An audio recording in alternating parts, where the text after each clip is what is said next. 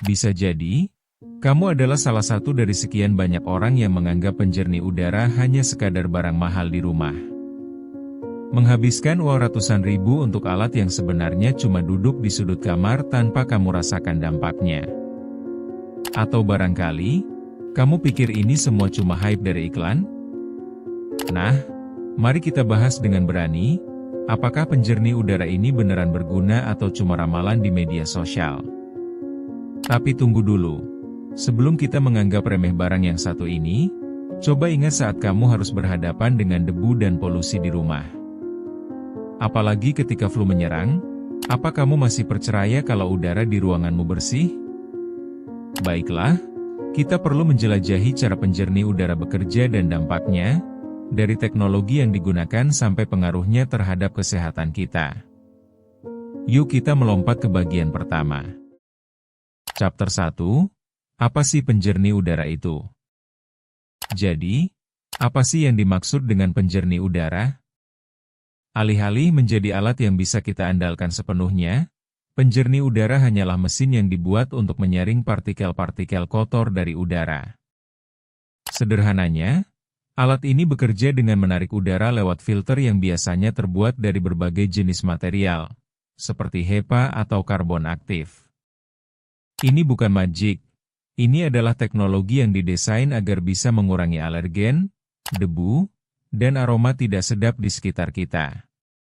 Tapi, tautan antara penjernih udara dengan kesehatan kita kerap kali terabaikan bukan? Kita harus lebih paham agar tidak terjebak dalam mitos bahwa sekali berinvestasi, segalanya akan serius saja. Jadi, bagaimana alat ini bekerja? Dalam banyak kasus, kita butuh menjelaskan secara sederhana. Udara kotor akan masuk, dikeluarkan partikel berbahaya, dan menghasilkan udara lebih bersih.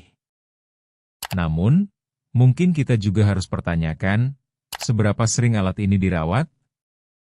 Karena, bagaimanapun juga, alat ini ibarat tubuh kita yang butuh perawatan agar tetap berfungsi maksimal. Chapter 2, bagaimana penjernih udara menghapus polutan? Lanjut, mari kita lihat bagaimana penjernih udara dapat membantu kita mengatasi polutan yang menghantui setiap hembusan napas. Udara di dalam ruangan seringkali lebih kotor dibanding udara di luar. Serius. Mereka mampu menyaring partikel-partikel halus seperti debu, asap, dan bahkan serbuk sari. Tapi, apakah kita mengandalkan alat ini terlalu banyak? Biasanya kita terjebak pada kenyamanan tanpa mempertimbangkan penyebab sebenarnya dari polusi. Ketika ada teman yang merokok, merokoklah di luar, bukan di dalam rumah. Ingat, penjernih udara bukan pelindung super yang bisa menampung semua risiko.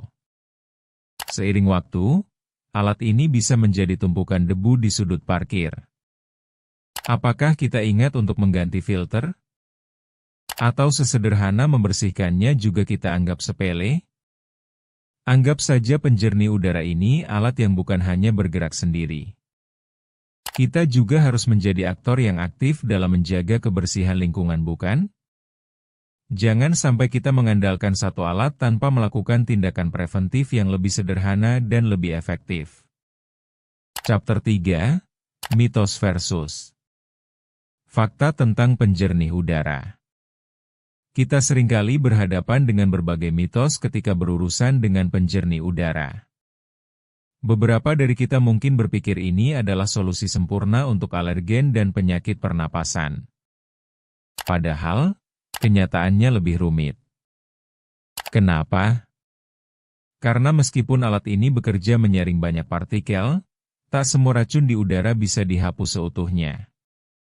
Kita seringkali menggunakan penjernih udara sebagai penyelamat, tetapi seberapa lama alat ini bisa bertahan jika kita tidak melakukan tindakan pencegahan lainnya?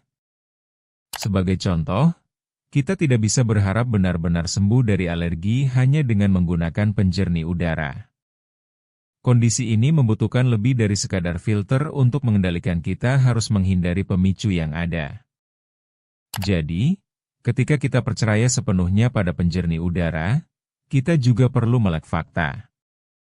Jangan terjebak dalam ilusi keamanan ya. Chapter 4, Keuntungan dan Kerugian Memiliki Penjernih Udara. Di sini, kita tahu bahwa memiliki penjernih udara juga membawa keuntungan dan kerugian. Kita mungkin berpikir bahwa setiap alat tentunya punya nilai lebih, tapi ingat, kita juga harus mempertimbangkan potensi kerugian.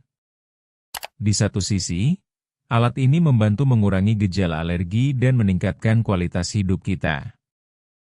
Namun di sisi lain, kita harus memperhitungkan biaya operasional seperti ganti filter dan penggunaan listriknya.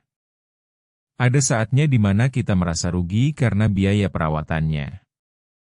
Apakah kita sudah mempertimbangkan semua ini sebelum membeli?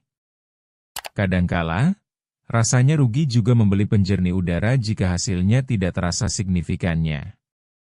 Dalam hal ini, penting untuk memahami seluruh gambaran, bukan hanya satu sisi, agar tidak terjebak pada keputusan yang sepihak. Chapter 5, Tips Memilih Penjernih Udara yang Tepat. Jika setelah semua diskusi ini kamu masih berpikir untuk membeli penjernih udara, mari kita berikan beberapa tips yang bisa menjadi panduan.